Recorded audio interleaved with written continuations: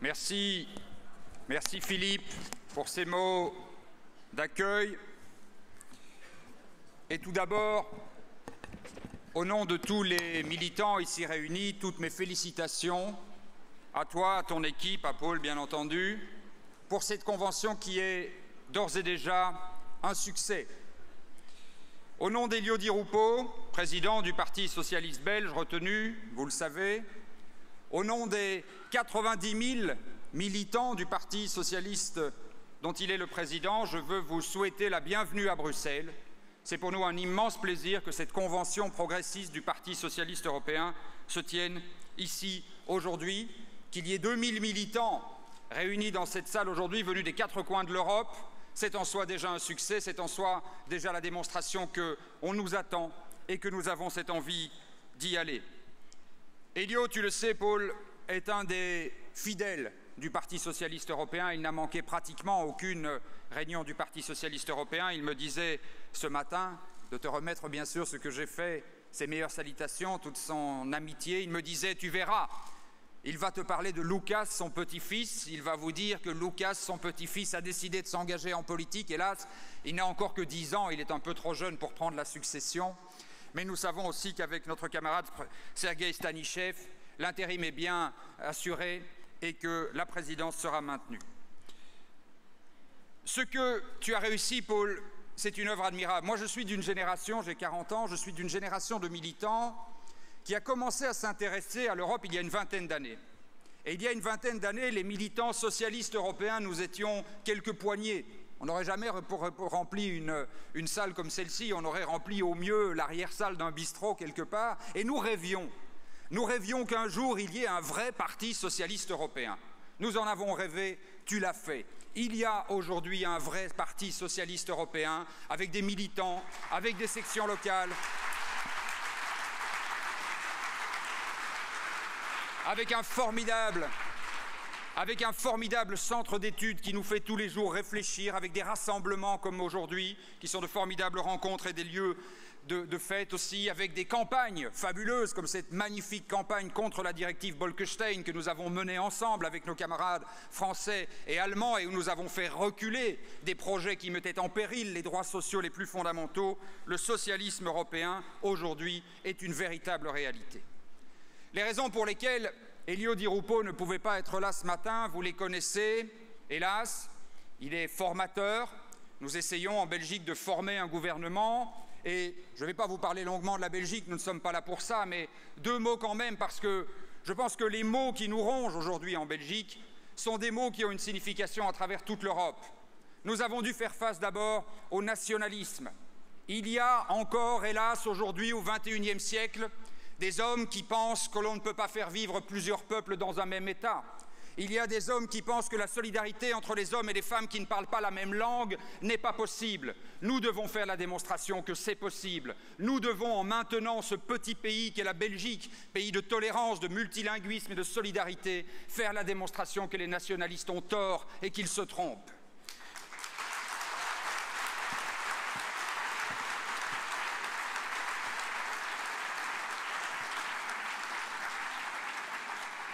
Mais ce n'est pas tout. Nous devons affronter aussi une droite plus arrogante, plus sûre d'elle-même, plus incapable de se remettre en cause que jamais, qui voudrait nous imposer ses diktats du haut de sa superbe et sans laisser plus aucun droit à l'expression populaire et l'expression démocratique. Nous devons expliquer à l'ensemble de nos concitoyens européens que nous, les socialistes et nous, la gauche, avons une responsabilité majeure.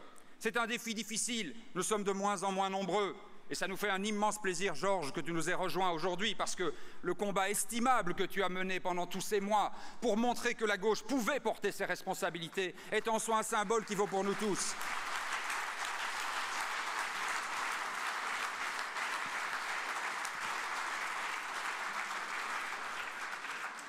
Nous sommes un peu en Belgique dans ce sentiment que nous partageons cette responsabilité que tu as portée. Cette responsabilité, elle est énorme. Elle n'est pas seulement de former un gouvernement pour résoudre des problèmes, elle est de faire la démonstration que nous comptons encore en Europe. Aujourd'hui, le vieux rêve de la droite, qui était de mettre les marchés directement à la place des gouvernements, ce vieux rêve est presque en train de se réaliser. La droite est en train, avec la complicité de ces milieux financiers, de mettre des banquiers à la tête des gouvernements, des banquiers formés par Goldman Sachs, et de nous faire croire que là où nous prenons nos responsabilités, ce sont des techniciens et des technocrates qui vont demain devoir gouverner.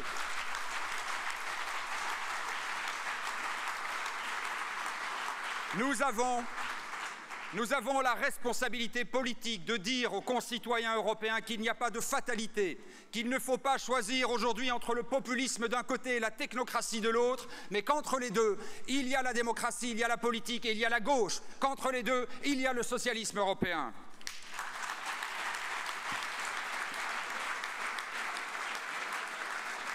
C'est un message que nous devons aussi oser adresser aux institutions européennes. Bien sûr, nous acceptons la discipline budgétaire. Quand nous sommes dans l'euro, il faut une discipline budgétaire. Bien sûr, nous voulons, partout où nous sommes au pouvoir, nous socialistes, réduire les déficits.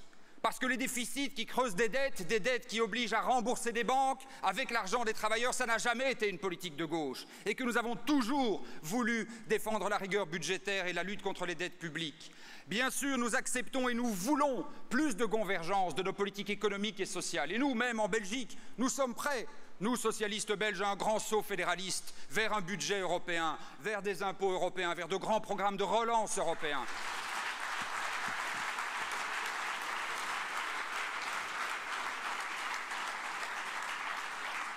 Mais les institutions européennes doivent bien comprendre deux choses. La première, c'est que s'ils nous envoient des messages sur ce que nous devons faire, s'ils nous répètent cette nécessaire discipline budgétaire, nous aussi nous écoutons leurs messages. Et nous les trouvons aujourd'hui d'un silence assourdissant. Le silence de M. Barroso sur la taxation des spéculations financières est assourdissant. Le silence de la Commission européenne en général sur la mise en ordre du monde financier, la mise en règle de ces agences de notation qui prennent les gouvernements en otage, ce silence est assourdissant. Le silence des institutions européennes sur les bonus et les stock options et les salaires indécents des grands CIO qui gagnent aujourd'hui en un an ce qu'un ouvrier ne gagnerait pas en 300 années de travail, ce silence-là est assourdissant pour nous et nous ne pouvons entrer.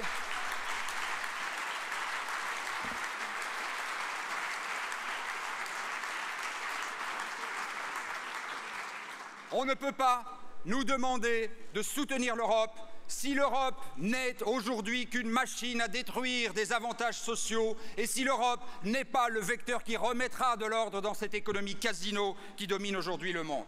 Et nous devons dire aussi à M. Barroso et à M. Van Rompuy, nous acceptons nos obligations européennes. Nous savons que nous devons réformer. Nous allons réformer pour augmenter le taux d'emploi, pour lutter contre le chômage, pour relancer l'économie. Mais nous n'allons pas, et faites très attention, nous n'allons pas nous laisser dicter les moindres détails de nos politiques économiques et sociales par le Conseil ou par la Commission européenne. Il faut plus de discipline, il faut plus de convergence, mais pas une ingérence d'instances qui aujourd'hui n'ont pas encore la légitimité démocratique pour nous dire comment nous devons mener nos politiques de cohésion économique et nos politiques de cohésion sociale. Ceci nous appartient, nous prendrons nos responsabilités, mais faites très attention.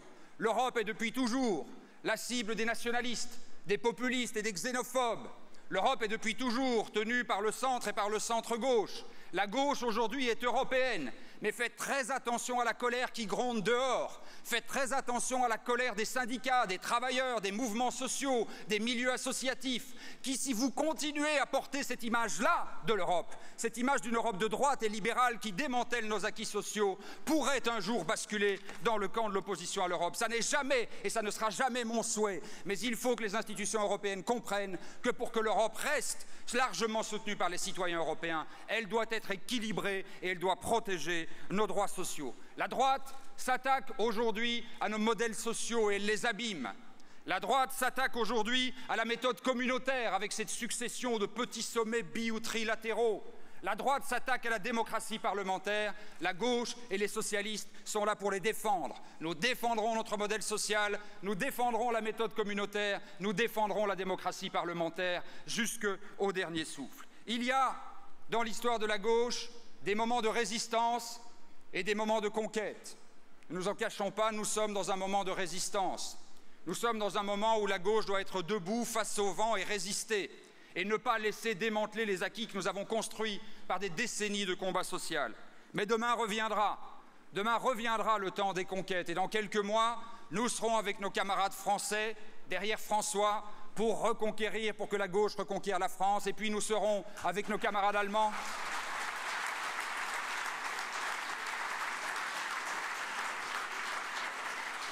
avec nos camarades italiens, avec tous. Nous sommes tous les jours derrière Martin Schulz et nos camarades au Parlement européen qui défendent les idées de la gauche au sein du Parlement. Et dans tous ces combats, Paul, nous savons tous ce que nous te devons. Nous savons tous que ta patience, tout ce que ta sagesse, toute cette capacité, toute cette chaleur d'homme du Nord que tu as su mettre pour à la fois écouter et entendre les sensibilités de tout le monde, mais donner un cap. Nous savons tous que tu as pu nous apporter. Nous voulons te dire, et je veux te dire au nom de tous les congressistes ici présents, merci Paul, mange tak Paul. Nous serons demain encore, grâce à toi et avec tes successeurs, fiers dans ce combat. Et demain, comme aujourd'hui, nous pourrons dire, avec tes successeurs comme avec toi, vive l'Europe et vive le socialisme.